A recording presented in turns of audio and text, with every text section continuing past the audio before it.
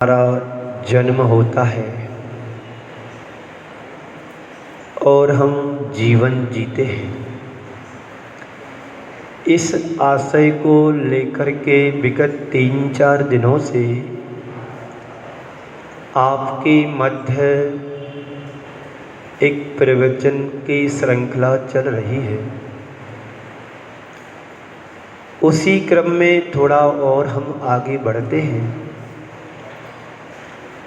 हर व्यक्ति का जन्म होता है। व्यक्ति ही क्या, प्राणी मात्र का जन्म होता है और जीवन जीता है और एक दिन अपनी आयु को पूर्ण करके इस दुनिया से विदा हो जाता है। हर मनुष्य के जीवन की यही कहानी है। बोलो, है कि नहीं यही कहानी?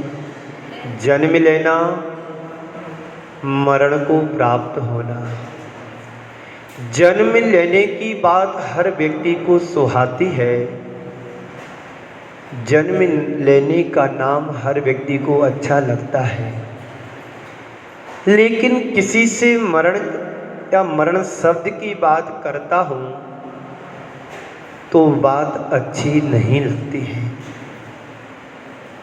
ये स्पष्ट है, जीना सभी चाहते हैं, मरना कोई नहीं चाहता है, लेकिन हमें मरना पड़ता है। बिना मरे हमारा उद्धार नहीं है। नई दिशा और बोध यदि पाना चाहते हैं तो हमें अपने जीवन में कुछ नया करना होगा। जिस रूटीन से आज तक हम जीवन जीते आ रहे हैं, उस रूटीन में हमें चेंजिंग लाना होगी। बिना रूटीन के चेंजिंग में जीवन का कभी विकास नहीं है। हमें एक छोर पर हमें हमारा जन्म दिखाई देता है तो दूसरी छोर पर मरण है। बीच का जो हिस्सा है वो हमारा जीवन है।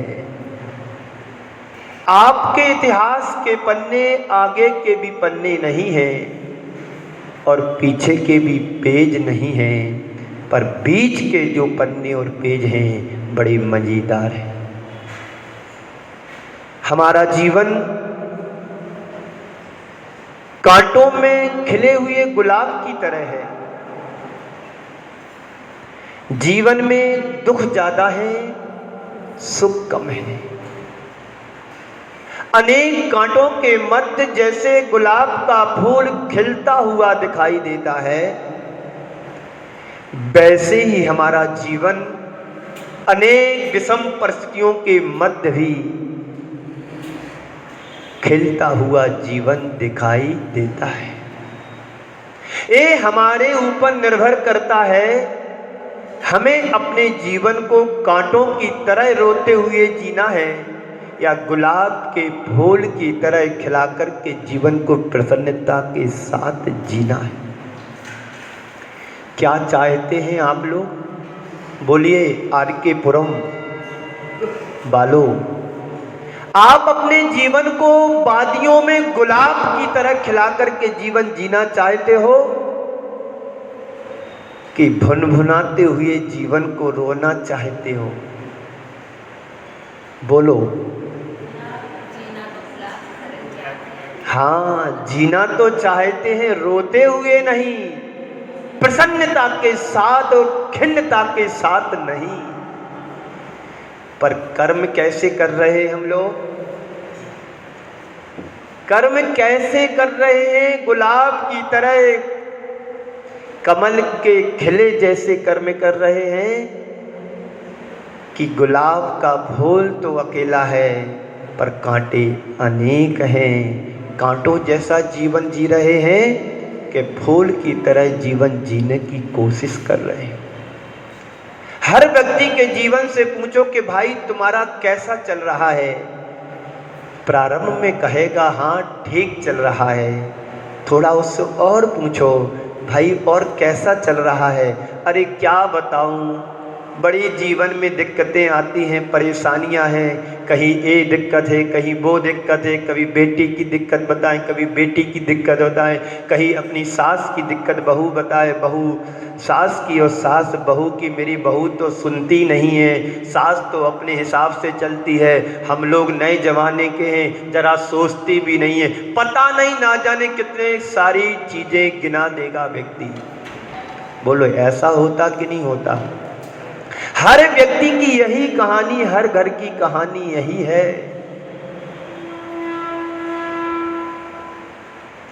जीवन हमें आपको सबको मिला है, जन्म तो सभी ने ले लिया, पर जीवन कैसे जीना है, अभी जीवन जीने की कला शैली हमारे पास नहीं आई है। जब तक तुम कर्मों के भार से लदे रहोगे, आप अपने जीवन को जी नहीं पाओगे। किसी ने तुम्हारे साथ थोड़े से प्रसन्नता के 4 शब्द तुमको सुना दिए, तुम्हारी प्रसन्नता कर दी, तुम भूल जाते हो, और कोई दूसरा व्यक्ति आकर के तुम्हारे जीवन में विरोधी तत्व आकर के तुम्हें तुम्हारे जीवन के लिए कुछ अनपेक्षित शब्दों का प्रयोग कर लिया, तुम्हारा जीवन घुलने लगता है। तुम्हारी बागडोर तुम्हारे हाथ में नहीं, सामने वाले के हाथ में है। यदि उसने प्रसन्नता के 2 शब्द कहे, तुम फूल प्रसन्न हो जाते हो, और किसी ने 2 शब्द अपशब्द के दिए, तुम खिन्न हो जाते हो। बोलो यही होता है कि नहीं होता है? यही होता है। एक बार ऐसा हुआ, बाप और बेटे में अनबन हो गई। बाप और बेटे में अनबन हो जाती है।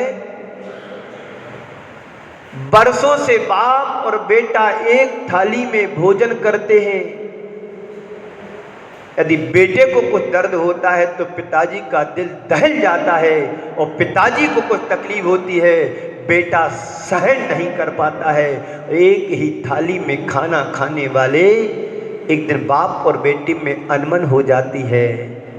एक दिन बेटा कहता है, पिताजी मैं तुम्हारे साथ आज से मैं खाना नहीं खाऊंगा।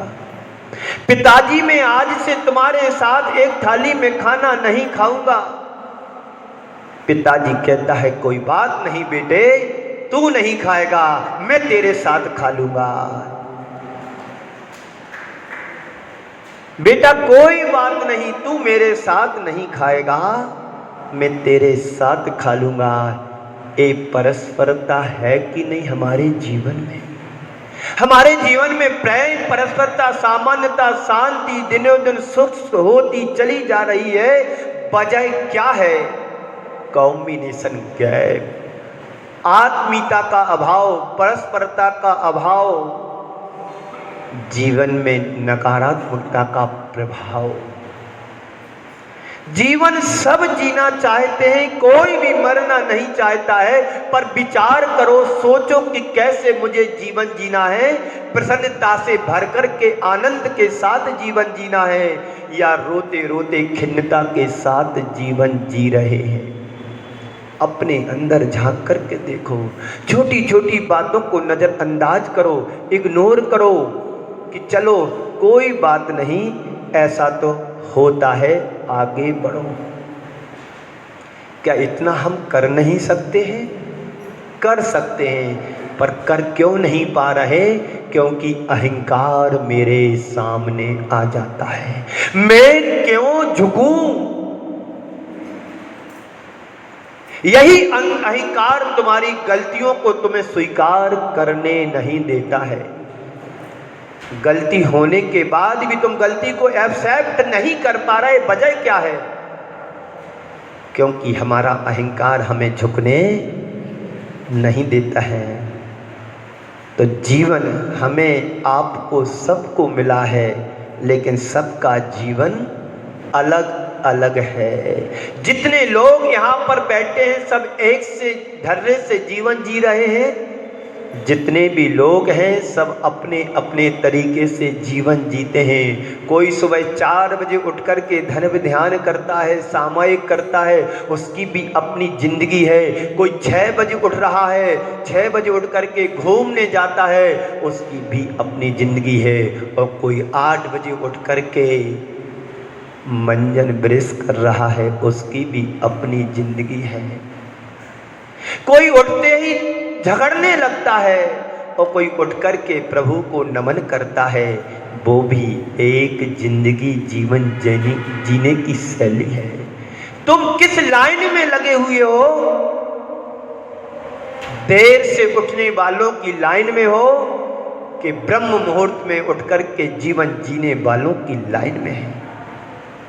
यदि हम देर से उठते हैं, आज से तय करो कि मुझे ब्रह्म मुहूर्त में उठना है। जो ऋषि मुनियों का जीवन होता है, उस जीवन से मुझे अपने जीवन को जोड़ना है। आप ऐसा 1 सप्ताह करके देखो, आपके जीवन में जबरदस्त परिवर्तन आएगा। हम देर रात सोते हैं और सुबह देर से उठते हैं, ये तुम्हारी जिंदगी बिगड़ी हुई जिंदगी है। और जिसकी बिगड़ी हुई जिंदगी होती है, उसकी मौत भी बिगड़ जाती है। आप बिगड़ी हुई जिंदगी से मौत को कभी सुधार नहीं सकते हो। मरण को भी सुधारना है तो जीवन जीने की शैली को पहले हमें सुधारना पड़ेगा, वरना जिंदगी भी तुम्हारी बिगड़ रही है और मरण भी तुम्हारा बिगड़ेगा। संत कहते हैं तुम्हें जीवन को सुधारना होगा तो मरण भी तुम्हारा अपने आप सुधर जाएगा। कौन किस तरीके से जीता है वो उसका वैसा जीवन बनता है।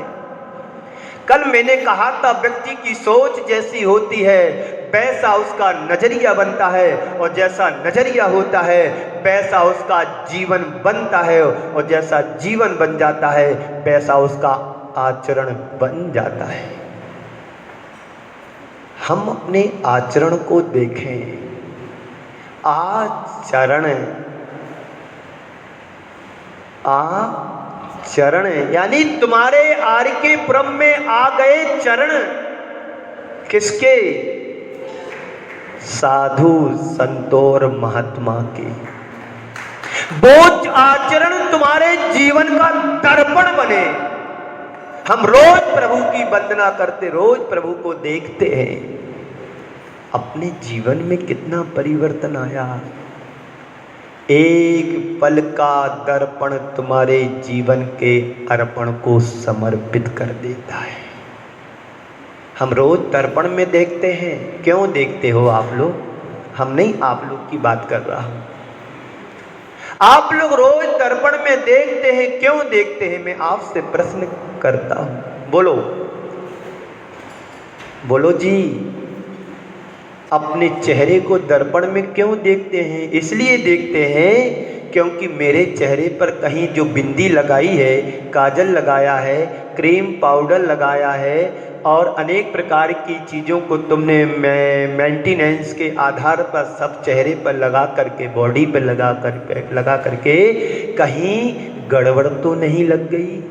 इसीलिए ना देखते हैं ना, चेहरा अच्छा दिख रहा है ना, इसलिए ना देखते हैं। कोई क्या कहेगा कि तुमने बिंदी इधर की इधर लगा दी, काजल यहाँ ज़्यादा बह गया, इसलिए ना चेहरा देखते हैं। हाँ महाराज श्री, इसीलिए चेहरा देखते हैं।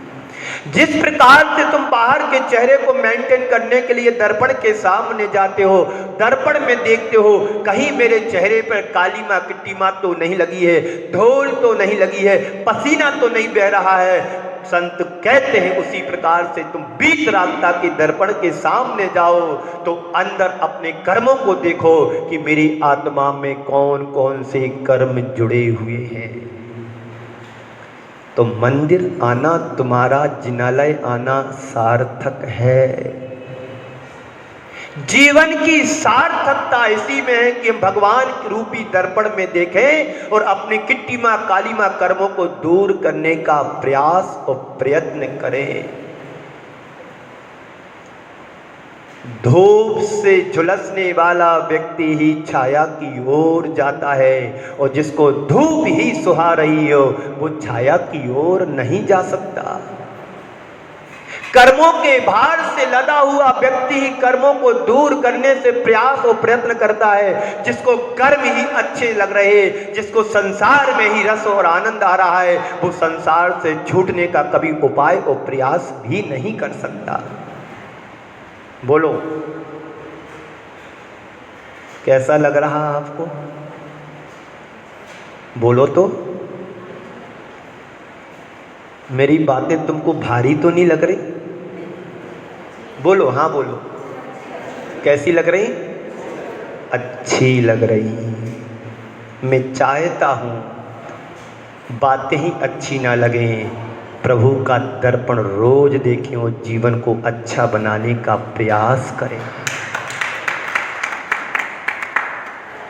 अपने जीवन को सार्थकता प्रदान करने वाले सूत्रों को अपनाओ, जिससे तुम्हारी आत्मा का कल्याण हो सके। जीवन के विकास के लिए संसाधन तुमने बहुत जोड़ लिए, आत्मा के विकास की कभी सोची कि आत्मा को कैसे मैं आत्मा का कैसे मैं उत्थान कर सकूं, कैसे मैं अपनी आत्मा का विकास कर सकूं। महत्वपूर्ण जन्म नहीं, महत्वपूर्ण जीवन है और जीवन शैली है। एक व्यक्ति सुबह से उठ करके शराब के ठेके पर चला जाता है, दिन भर शराब के नशे में धुत रहता है, सोते समय भी शराब पी करके सोता है। और एक व्यक्ति वो है जो सुबह उठ करके प्रभु के दर्शन करता है, वो भी अपना जीवन जी रहा है, जैसे बने तैसे गुजर बसर कर रहा है। और एक व्यक्ति वो है कि प्रभु के दर्शन करके अपने जीवन को जी रहा है। हम किस श्रेणी में आने वाले लोगों में से हैं? हम प्रभु की भक्ति करने वालों के लोगों में से हैं। रविंद्र जैन की ये पंक्तियां बार बार मेरे को याद कराती हैं। जब इंसान बन जाता है, मानव बन जाता है, तो प्रभु से दूर भागता है, और जिसको प्रभु चरणों की कीमत समझ में आती है तो वो यही कहता है, हम चरणों से दूर न हो तो पुष्पों की पर्याय मिले। एक व्यक्ति प्रभु से अपनी आराधना कर रहा है, विनती कर रहा है, हे प्रभु मैं तेरे चरणों से दूर ना हो तो मुझे पुष्प बना दो, ताकि मैं आपके चरणों में झुका रहूं और पड़ा रहूं। है ऐसी भावना? बोलो। हम मानव बनकर के, इंसान बनकर के, व्यक्ति बनकर के प्रभु चरणों से दूर भागते हैं। कितनी देर प्रभु चरणों में रहते आप?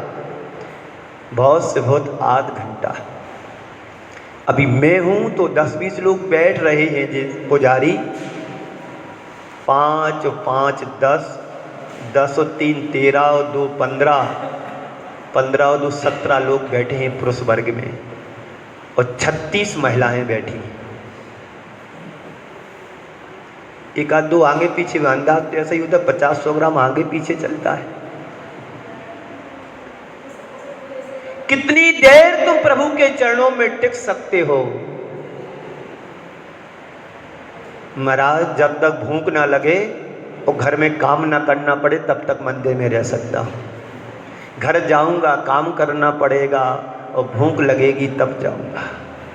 इसलिए प्रभु के चरणों में अर्पित समर्पित हूँ। जब भूख लगेगी तो फिर चुपचाप जा कर के बैठ जाऊंगा कि लाओ मेरे को। हमने जन्म लिया, जन्म लेकर कैसा जीवन जिया, आज इस संदर्भ में 4 शब्द हैं। एक है वय, लय, क्षय और जय। वय यानी उम्र, किसने कितनी उम्र पाई, किसने कितनी उम्र पाई और उम्र पाने के बाद तुम्हारे जीवन का तालमेल क्या है? लय यानी तालमेल। उम्र तो पाली है, पर जीवन शैली क्या है तुम्हारी? जीवन जीने का तरीका क्या है? तुम्हारा जीवन का व्यवहार क्या है? अपने व्यवहार को देखो, किस तरीके से तुम रास्ते पर, मार्ग पर चलते हो। ये उम्र तुम्हारी बीत रही है और कहीं ऐसा ना हो कि सारा जीवन बीत जाए और तुम कुछ ना कर पाओ। जब सुबह तुम उठते हो तो प्रभु को धन्यवाद दो कि प्रभु आपकी परम कृपा से मुझे आज का जीवन और मिल गया, मेरी उम्र में आज का दिन और जुड़ गया, वरना मैं सोने के लिए गया था और जब सोते हैं तो एक भी पल का खबर नहीं रहती है कि मैं कहाँ पर सो रहा हूँ। बोलो, किसी को होश रहता है सोते समय? किसी को भी होश नहीं रहता है। पर संत कहते हैं सोना है तो श्वान की निद्रा की तरह सो। जैसे श्वान सोता है, यदि कोई आहट मिलती है तुरंत उसकी नींद खुल जाती है। हम सोते हैं तो घोड़ा बेंच करके सोते हैं कि पता ही नहीं पड़ता है कि बाजू में कौन सो रहा है। वय तुमने पाई है, उम्र तुमने पाई है, इस उम्र को पाकर के हम क्या कर रहे हैं? सद्कार्य में अपने जीवन को लगा रहे, परोपकार के क्षेत्र में अपने जीवन को लगा रहे हैं, या मानवता के कल्याण में अपने जीवन को आगे बढ़ा रहे हो? क्या कर रहे हो? उम्र आपने भी पाई, हम लोगों ने भी पाई, हमारे गुरुदेव ने भी पाई थी, भगवान महावीर ने भी पाई थी। उनने अपनी उम्र को पाकर के उम्र पर विजेता प्राप्त कर ली और हम उम्र पाकर के संसार में जन्म मरण कर रहे हैं। इस जन्म को पाया और अगले बार मर करके दूसरे जन्म को पाया। ये सारी जन्म जन्मांतरों में यही हमारी कहानी बनकर के रह गई। एक बार तुमने यदि उम्र को पा लिया और तीर्थंकर भगवंतों का सानिध्य मिल गया और गुरुओं का सानिध्य मिल गया, तो तुम अपनी वय को सुधारने का प्रयत्न करो। जिन लोगों ने गुरुदेव के चरणों को स्पर्श किया, वे उनका जीवन धन्य हो गया। आज हमारे बीच में गुरुदेव नहीं है, इस बात का हम सबको बड़ा दुख होता है, पर उनकी परंपरा को आगे बढ़ाने वाले, उनकी परंपरा में रहने वाले शिष्य आज हैं, इस बात की हम सबको बड़ी खुशी होती है। आज भगवान महावीर नहीं है, कोई बात नहीं, उनके वंश को आगे बढ़ाने वाले, उनकी परंपरा को आगे बढ़ाने वाले तीर्थंकर भगवंतों के एजेंट स्वरूप मार्ग पर चलने वाले और भी अन्य वृत्ति तो हैं। उम्र पाकर के उम्र का सदुपयोग करो। लय होना चाहिए तुम्हारे जीवन में, तुम्हारे जीवन में तालमेल होना चाहिए, पारिवारिक संबंध में मधुरता आना चाहिए, पारिवारिक संबंधों में माता पिता के साथ, भाई बहन के साथ, पति पत्नी के साथ तारतम्य बना रहना चाहिए, लय होना चाहिए। लय में इस खलन नहीं आना चाहिए। लय में तो ऐसा होना चाहिए कि एक व्यक्ति ने कुछ कहा तो उस लय में सभी को हाँ, सिर्फ हाँ ही कहना चाहिए। नहीं तो क्षय हो गया जीवन, वय क्षय हो गई तो फिर कुछ नहीं कर पाओगे। संत कहते हैं उम्र का क्षय हो उससे पहले कुछ विजय प्राप्त करने की तैयारियां कर लो, फिर तुम्हारी जय सुनिश्चित है। आप लोग चाहते हो कि हमारी जय हो, अपनी जय हो? बोलो, आप जय किसकी करते हो? वीतरागता की। मैं चाहता हूं कि आपकी भी जय हो। हर आत्मा परमात्मा बन सकता है, भगवान महावीर कहते हैं। भगवान महावीर कहते हैं तुम जन्म के जैनी बन गए, कर्म के जैनी कब बनोगे? कर्म के जैनी बनने से ही तुम्हारा सिद्धांत मजबूत होगा। कर्म के जैनी बनोगे तो कल्याण होगा। अनेक भवों में तुमने जैन कुल में जन्म लिया, लेकिन आज तक का इतिहास बताता है कि हम कुछ नहीं कर पाए। यदि काश में कर्म का जैनी बन गया होता तो आज मैं परमार्थ के स्थान पर होता, जहाँ पर भगवान महावीर है और जहाँ पर अनेक महापुरुषों ने अपना स्थान बनाया है।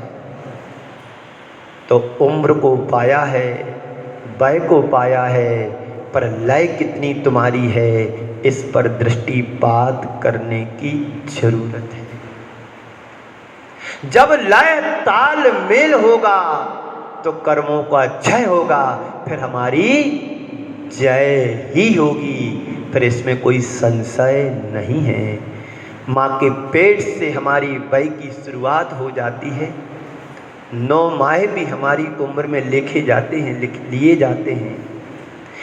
कई ऐसे अभागे होते हैं जिनकी वय का क्षय माँ के पेट में ही हो जाता है, पर लोग को सुधार देती हैं। ऐसी भी माताएं हैं, बच्चों को नहीं चाहिए, एवोर्सन करा देते हैं, पेट में परलोक को पहुंचा देते हैं। पर उनमें से तो हम भाग्यशाली हैं कि मुझे जन्म मिला, जीवन मिला और गुरु की शरण मिली, देव शास्त्र गुरु और धर्म की शरण मिली। इसको पाने के लिए हमने कितने जन्म खपा दिए।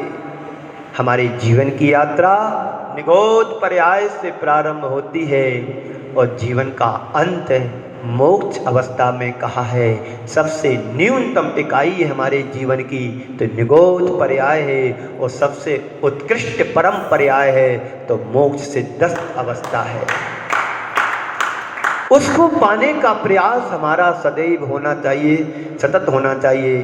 तो वे बड़े भाग्यशाली कहलाते हैं जो लंबी आयु को पाते हैं, यानी पूर्ण आयु को जीवन जीते हैं। लंबा जीवन पाना और निरोगी काया को पाना वे और ज़्यादा भाग्यशाली माने जाते हैं। आप लोग क्या कहते हैं? घर में हो माया और निरोगी हो काया। काया भी निरोगी हो और घर में माया भी हो, पर माया भी मत बनना। माया हो माया भी नहीं बनना। काया भले तुम्हारी निरोगी ना हो, लेकिन ऐसे कर्म नहीं करना कि तुम्हें नरक निगोद में सड़ना पड़े। निरोगी काया तभी मिलेगी जब तुम दूसरों की बैयावृत्ति करोगे। कहते हैं श्री कृष्ण ने तीर्थंकर प्रकृति का बंद किया था, तो कैसे किया? एक मुनिराज की बैयावृत्ति करते करते तीर्थंकर प्रकृति का बंद कर लिया। आप लोग रोज आहार दान देते हैं, रोज शाम को आके साधु संतों की बैयावृत्ति करते हो, पर श्रद्धा से करोगे तो पुण्य तो मिलेगा।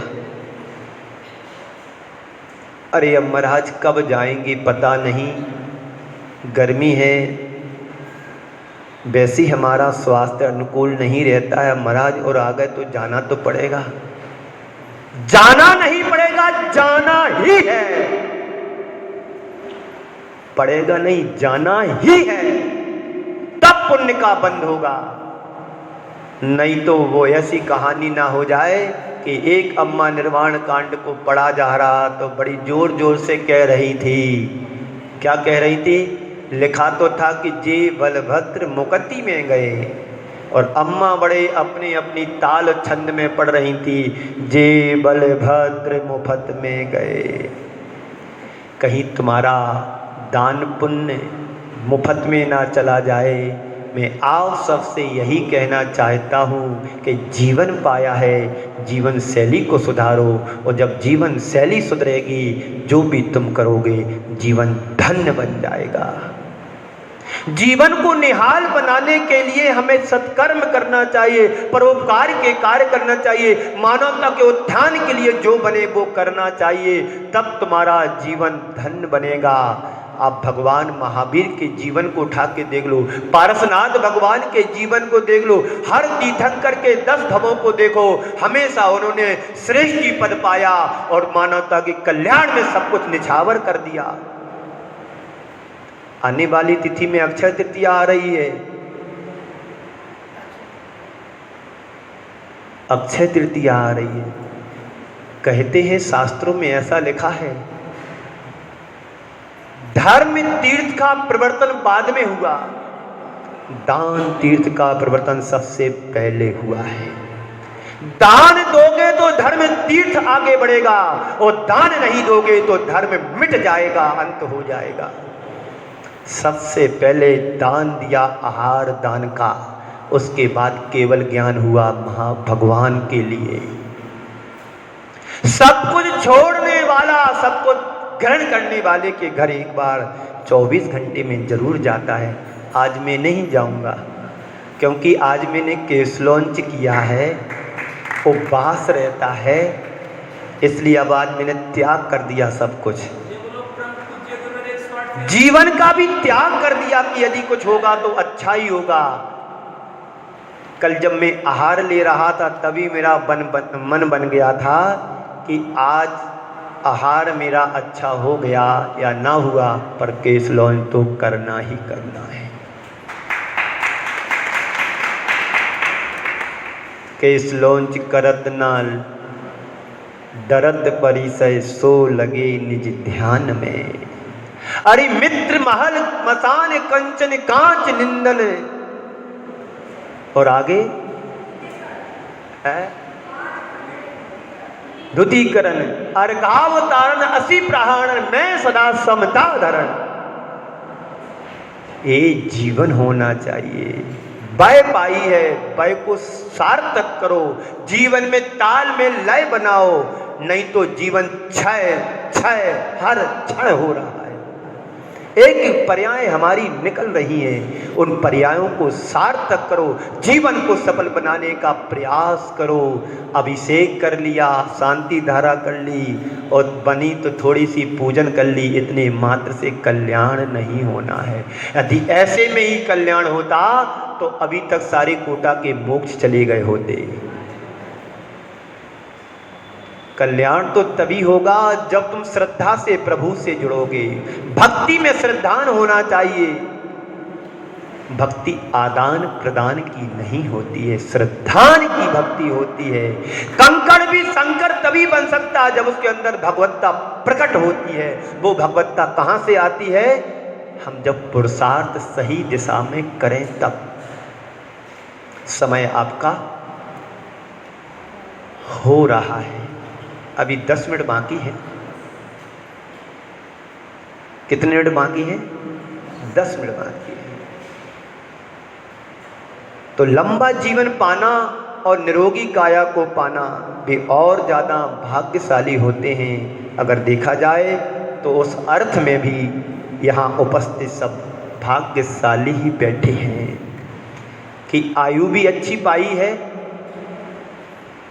और सानिध्य भी अच्छा मिल रहा है, और यहाँ की समाज ने मिलकर के परम पूज्य मुनि श्री चिन्मय सागर जी की पावन प्रेरणा को पाकर के एक भव्य जिनालय का भूखंड पर निर्माण कर दिया, जो सदियां गौरव गाथा गाएंगी कि आचार्य गुरुवर श्री विद्यासागर जी का वो परम शिष्य जिसने अपनी प्रेरणा को आगे दे करके बढ़ा करके यहाँ की समाज को वो सहयोग प्रदान किया कि एक मंदिर जिनालय का निर्माण करा दिया।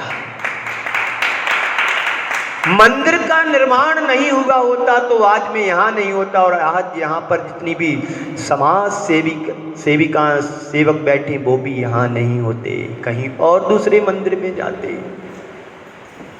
ऐसे जीवों का कितना बड़ा उपकार है हम सबके लिए।